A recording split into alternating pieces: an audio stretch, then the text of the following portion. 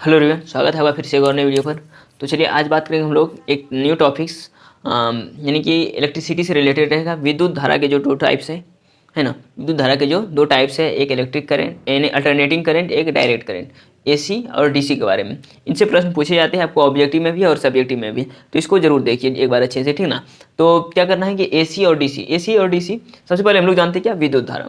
आवेश के प्रवाह की दर को क्या कहते हैं, विद्युत धारा कहते हैं। और इन्हीं के दो टाइप्स निकल के आए हमारे पास, एक एसी और एक डीसी, यानी कि एक को बोला जाता है AC and DC. AC means alternating current, है ना, अल्टरनेटिंग करंट, और डीसी मीन्स डायरेक्ट करंट।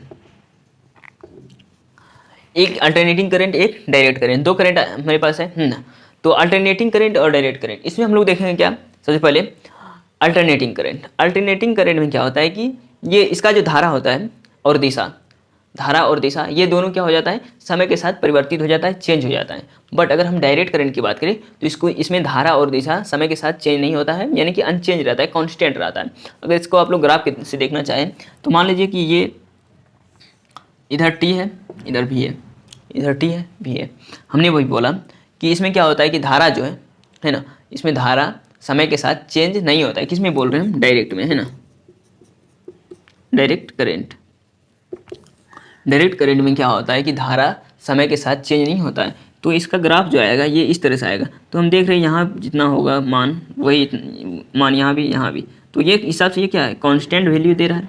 एक हिसाब से क्या दे रहा है, ये कांस्टेंट वैल्यू दे रहा है, ठीक। अगर इसी में हम लोग देखना चाहें एक, यानी कि क्या, अल्टरनेटिंग करंट को, अल्टरनेटिंग करंट में क्या होगा कि इसका जो ग्राफ होता है, ये ग्राफ मान लीजिए ये टी है, ये भी है, ये ग्राफ जाता है इस तरह से। तो हमेशा ये क्या करता है, वेरी करता है कि यानी कि मान घट भी रहा है, बढ़ भी रहा है, कभी पॉजिटिव दे रहा है, कभी नेगेटिव दे रहा है, इस तरह से ये देता है। इसीलिए इसको क्या बोलता है, ये धारा, इसका धारा समय, धारा और दिशा समय के साथ क्या होता है, चेंज हो जाता है। बट इसका जो है ये समय के साथ चेंज नहीं होता है, धारा और दिशा इसका।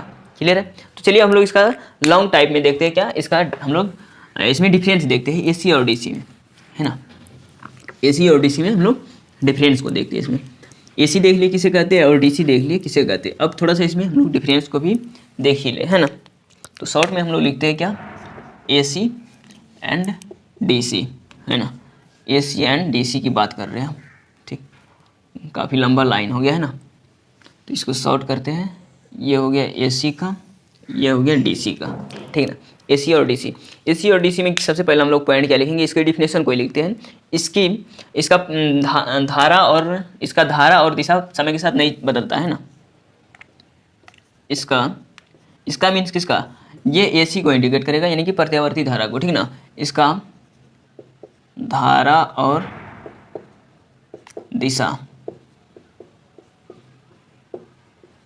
समय के साथ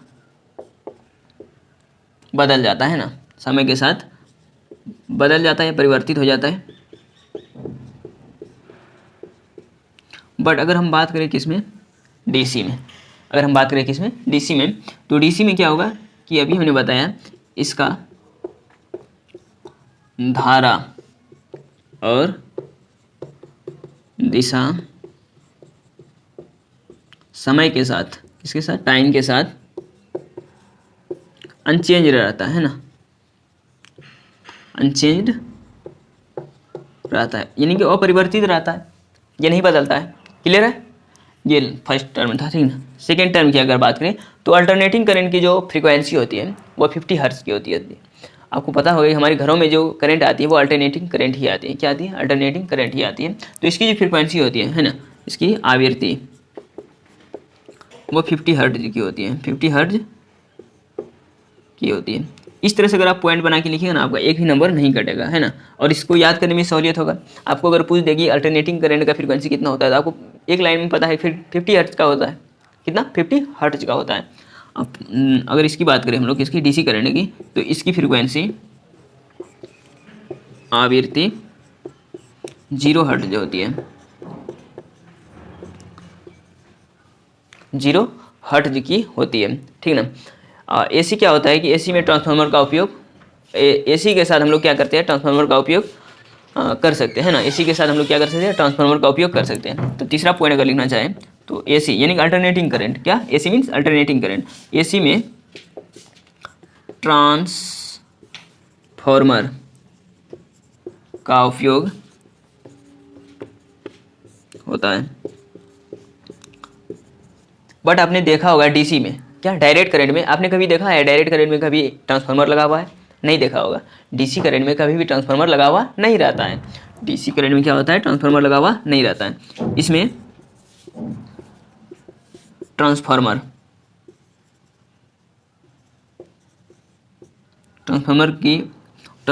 का उपयोग नहीं होता है ना, ट्रांसफार्मर का उपयोग नहीं होता है। इसमें क्या होता है, ट्रांसफार्मर का उपयोग नहीं होता है। किसमें, डीसी करंट में क्या होता है, ट्रांसफार्मर का उपयोग नहीं होता है डीसी करंट में। ठीक, नेक्स्ट की अगर बात करें हम लोग, है ना, चौथा की, तो चौथा में क्या होता है, अगर एसी को डीसी में हम बदलने की ज़रूरत हो, हम एसी करंट को हमें डीसी में चेंज करना हो, तो उसके लिए हम लोग क्या करते हैं, तो उसके लिए हम लोग रेक्टिफायर का यूज करते हैं। क्या, एक डिस्टकारी का यूज करते हैं। किसका, डिस्टकारी, हिंदी मीन्स डिस्टकारी, और अगर इंग्लिश बोला जाए तो रेक्टिफायर। एसी को डीसी में चेंज करने के लिए, है ना, एसी को डीसी में चेंज करने के लिए, एसी को डीसी में चेंज करने के लिए रेक्टिफायर का यूज करते हैं ना। अगर इसमें बात करें हम लोग डीसी करंट में, इसमें अगर हमें डीसी को एसी में चेंज करना हो, डीसी को एसी में चेंज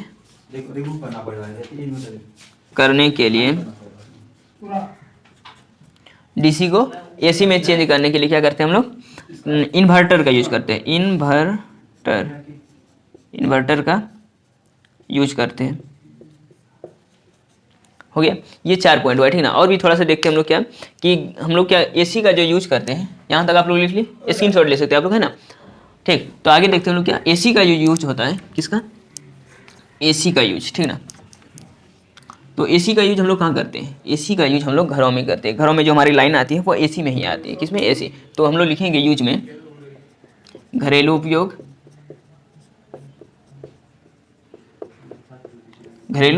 उपयोग, उसके बाद औद्योगिक क्षेत्र, यानी कि आप इंडस्ट्रियल फील्ड में देखते होंगे, है ना, बड़े बड़े जो आपके कंपनी बैठते हैं, या आप बोलते हैं जैसे किसी चीज़ का फैक्ट्री होता है ना, फैक्ट्री में भी किया जाता है। तो औद्योगिक क्षेत्र, है ना, औद्योगिक क्षेत्र में। ठीक, बट डीसी का यूज हम लोग क्या करते हैं, डीसी का जो यूज होता है वो इलेक्ट्रोप्लेटिंग में, है ना।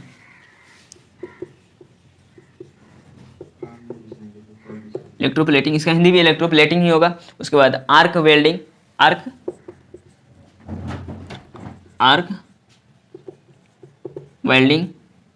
उसके बाद नेक्स्ट देखा जाए तो क्या, नेक्स्ट आप बैटरी चार्जिंग में कर सकते हैं। बैटरी चार्जिंग में किसका, डीसी का यूज करते हैं।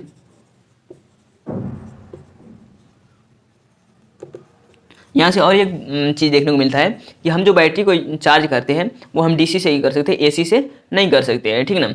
और आपको पता होगा कि ये डीसी करंट जो फॉलो होता है, ये धारा जो बहती है वो या तो सेल हो सकता है, या बैटरी हो सकता है, या जनरेटर हो सकता है। बट अगर हम एसी करंट की बात करें, एसी करंट जब फॉलो होगा तो वहाँ हमें एक ही चीज़ देखने को मिलेगा, क्या, एसी जनरेटर। क्या, एसी जनरेटर देखने को मिलेगा।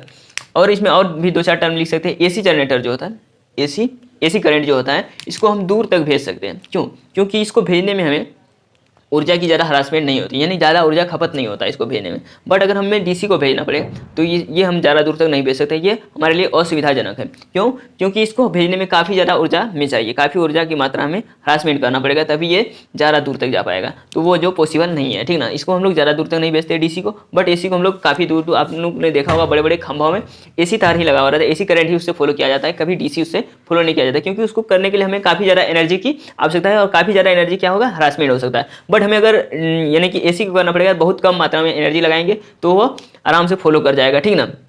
तो ये था आज का क्लास में, हमें मुख्य रूप से एसी और डीसी को जानना था। एसी मीन्स अल्टरनेटिंग करंट, और आपको पूछा जाएगा कि एसी का जो करंट जाती है वो किस वेव में जाती है, तो साइन वेव में जाती है। किसमें, साइन वेव में। ठीक, अगर डीसी डायरेक्ट है ना, 2 लाइन पैरेलल जा रही है ना कहीं चेंजिंग नहीं होता है, इसका वैल्यू क्या रहता है, कांस्टेंट रहता है, फिक्स रहता है, ठीक है ना।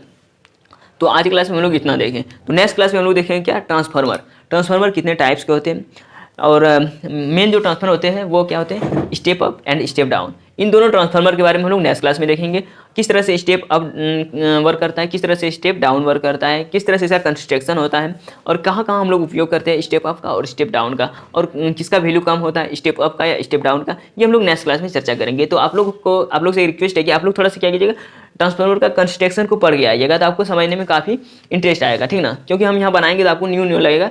तो आप अगर एक बार पढ़ के आते हैं तो आपको काफ़ी बेहतरीन समझ में आएगा ट्रांसफार्मर, है ना। चलिए मिलते हैं नेक्स्ट क्लास में।